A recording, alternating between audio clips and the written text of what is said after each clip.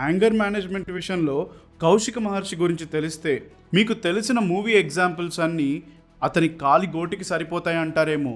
కౌశిక మహర్షి తలుచుకుంటే వాన ఆగిపోతుంది, కొండలు కదులుతాయి, వైల్డ్ యానిమల్స్ కూడా ప్రశాంతంగా ఉంటాయి. కానీ తన కోపాన్ని మాత్రం అదుపు చేసుకోలేడు. అదే అతని బలహీనత.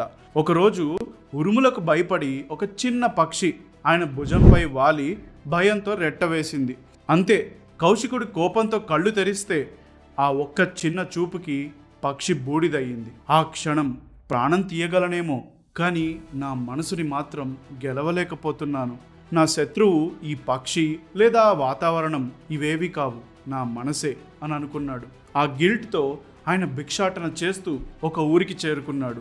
ఒక ఇంటి తలుపు తడితే ఒక ఆవిడ వచ్చి, కాసేపు ఆగండి స్వామి, నేను ఇప్పుడే వస్తాను అని చెప్పింది. నిమిషాలు గడిచి గంటలయ్యాయి.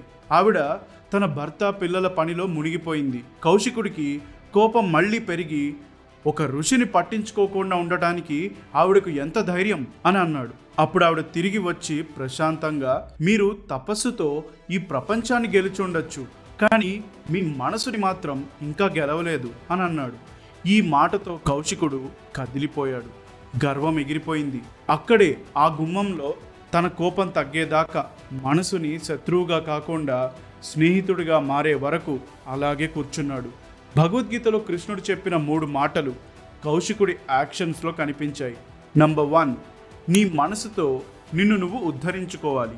నంబర్ 2, నీ మనసుని శత్రువుగా చేసుకోకూడదు.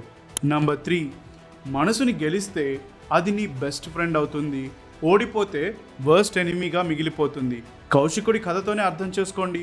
ఆ పిట్ట వాలడం, రెట్ట వేయడం అనే సిచ్యువేషన్స్ పెద్ద విషయాలేమీ కావు అని అప్పుడే అనుకునుంటే కౌశికుడు తనను తాను జయించేవాడు. అలా ఏ సిచ్యువేషన్ అయినా ఇదేమంత పెద్ద విషయం కాదు, అన్నిటికీ సొల్యూషన్స్ ఉంటాయి అని ఆలోచించడం మొదలు పెడితే, కృష్ణుడు చెప్పినట్టు నీ మైండ్ నీకు బెస్ట్ ఫ్రెండ్ అయ్యి నిన్ను నువ్వు ఎలివేట్ చేసుకుంటావు.